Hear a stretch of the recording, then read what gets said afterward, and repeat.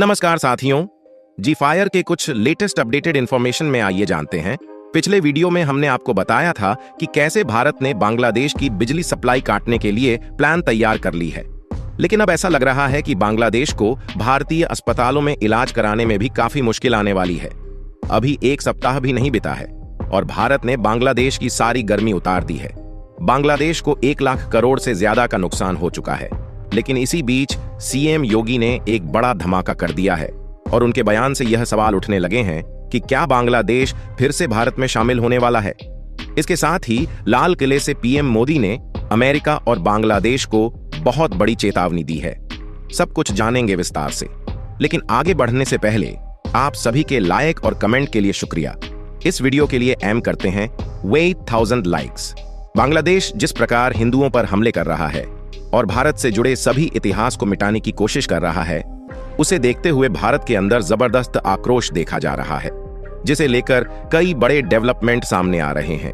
मालूम हो कि हाल ही में बांग्लादेश डेवलपिंग देशों की लिस्ट में शामिल हुआ था, लेकिन अब जिस प्रकार वहां का माहौल है, उसे देखते हुए ऐसा लग रहा है कि बांग्लादेश पाकिस्तान से भी नीचे चला जाएगा। विरोध प्रदर्शन और कर्फ्यू से बांग्लादेश को 1 लाख करोड़ रुपए से भी ज्यादा का नुकसान हुआ है, यानी कि बांग्लादेश के लोगों ने अपने ही $12 बिलियन में आग लगा दिया है। अब उनके पास मात्र $20 बिलियन का फॉरेक्स रिजर्व बचा हुआ है, जो आने वाले कुछ महीनों में ही खत्म हो जाएगा। उसके बाद इन्हें लाठी छोड़कर कटोरा पकड़ना ही होगा। एक तरफ बांग्लादेश की बिजली काटने की बात चल रही थी, वहीं दूसरी तरफ खबर आ रही है कि बांग्लादेश संकट से भारतीय टेक्सटाइल इंडस्ट्री को जबरदस्त बूम मिलने जा रहा है, क्योंकि उथल पुथल के बीच विदेशी निवेशक बांग्लादेश से बाहर भागना चाहते हैं और वे भारत में निवेश करना चाहते हैं। यानी कुल मिलाकर देखा जाए तो भारत की मुट्ठी में बांग्लादेश का गुर्दा आ चुका है। अगर उसने अभी भी हिंदुओं पर हमले बंद नहीं किए तो फिर भारत उसे टाटा बाय बाय बोल देगा।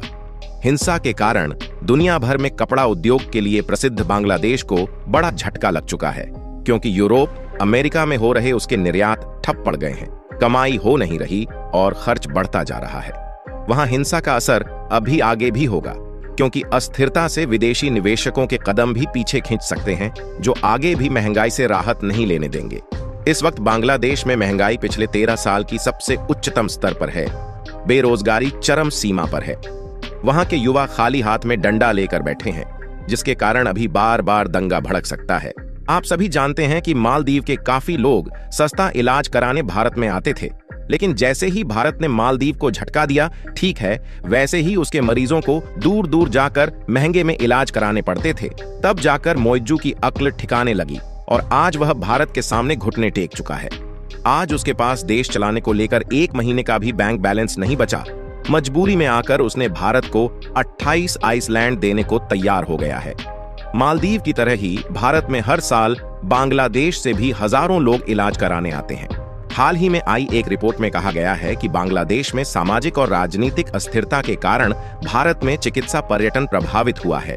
रिपोर्ट के मुताबिक अगर बांग्लादेश में स्थिति नहीं सुधरी तो इस साल बांग्लादेश से भारत आने वाले चिकित्सा पर्यटकों की संख्या में 10-15% की कमी हो सकती है।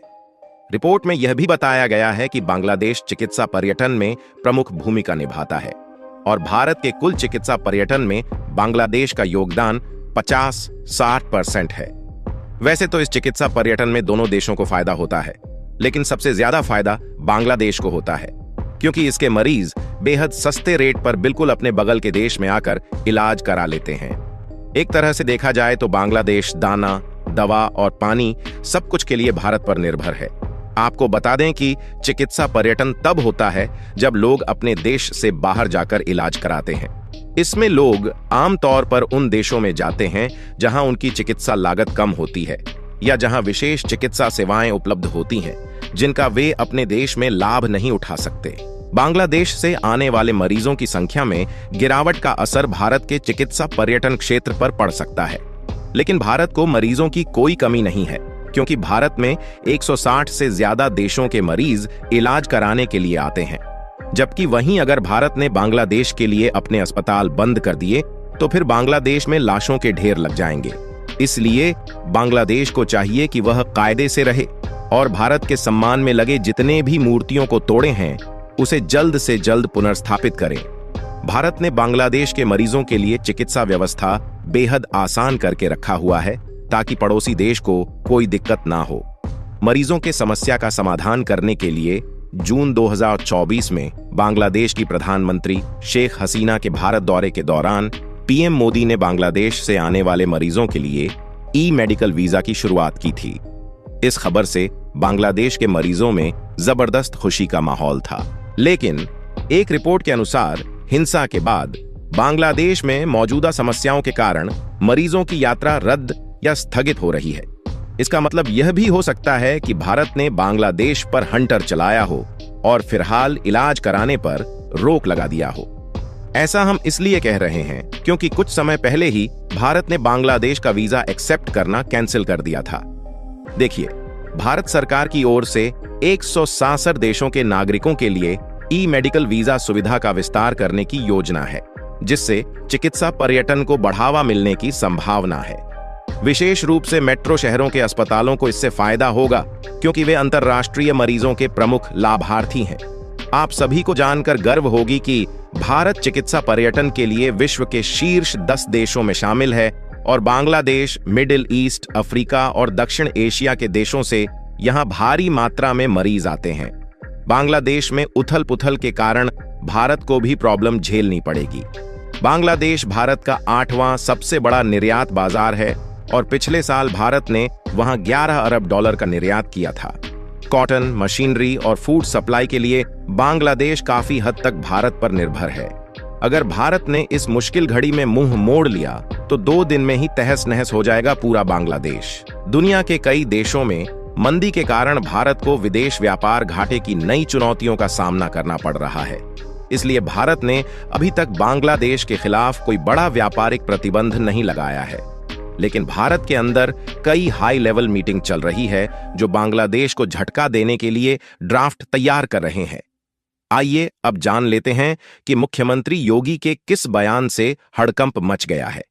यूपी के मुख्यमंत्री सीएम योगी आदित्यनाथ ने कहा कि 1947 के पहले महर्षि अरविंद ने कहा था कि आध्यात्मिक जगत में पाकिस्तान कोई वास्तविकता नहीं है, उसका भारत में विलय होगा या पाकिस्तान हमेशा के लिए समाप्त होगा। सीएम योगी ने कहा, आध्यात्मिक जगत में जिसका वास्तविक अस्तित्व नहीं है उसे नष्ट ही होना है। 1971 के पहले बांग्लादेश पाकिस्तान का हिस्सा हुआ करता था। आज भी कई लोग इसे पूर्वी पाकिस्तान के नाम से जानते हैं। उन सभी लोगों के लिए योगी का यह बयान खतरे की घंटी है, क्योंकि योगी के बयान से यही निष्कर्ष निकलता है कि पाकिस्तान और बांग्लादेश जल्द ही भारत में विलय करने वाले हैं। सीएम योगी ने आगे कहा कि जो 1947 में हुआ वही आज पाकिस्तान और बांग्लादेश में फिर से हो रहा है। 1.5 करोड़ हिंदू बांग्लादेश में आज अस्मिता बचाने के लिए चिल्ला रहे हैं। दुनिया और भारत के कथित सेक्युलरिस्ट के मुंह आज भी सिले हैं। इन्हें वोट बैंक की चिंता है। प्रधानमंत्री मोदी ने लाल किले से कहा कि बांग्लादेश में जो कुछ भी हुआ है उसे लेकर पड़ोसी देश होने के नाते चिंता होना लाजिमी है। इसके बाद उन्होंने अमेरिका को कड़ी चेतावनी दी है। अमेरिका चाहता है कि भारत कभी भी विकसित भारत न बने, इसलिए वह भारत के अंदर और आज पड़ोस में हिंसा भड़का रहा है। इसे लेकर पीएम मोदी ने 2047 विकसित भारत के लक्ष्य की बात करते हुए कहा कि हम एक सपना लेकर चले, संकल्प लेकर चलते रहे, जूझते रहे। हमें गर्व है कि हमारी रगों में फ्रीडम फाइटर का खून है, वे हमारे पूर्वज थे। तब 40 करोड़ लोगों ने दुनिया की महासत्ता को उखाड़कर फेंक दिया, गुलामी की जंजीरों को तोड़ दिया। आगे उन्होंने अंग्रेजों और अमेरिका को चेतावनी देते हुए कहा कि आज तो हम 140 करोड़ हैं। अगर 40 करोड़ गुलामी की बेड़ियों को तोड़ सकते हैं, अगर 40 करोड़ लोग आजादी के सपनों को पूरा कर सकते हैं, आजादी ले सकते हैं, तो 140 करोड़ देशवासी अगर संकल्प लेकर चले, एक दिशा निर्धारित करके चल पड़े, तो हर चुनौती को पार करते हुए समृद्ध भारत बना सकते हैं। हम 2047 विकसित भारत का लक्ष्य हासिल कर सकते हैं। कई लोगों का मानना है कि मोदी ने अमेरिका को करारा जवाब दिया है। जिस प्रकार उसने बांग्लादेश में दंगा भड़काया और भारत को हिलाने की कोशिश की है ताकि भारत की आर्थिक रफ्तार रुक जाए, उसे देखते हुए मोदी ने जबरदस्त पलटवार किया है।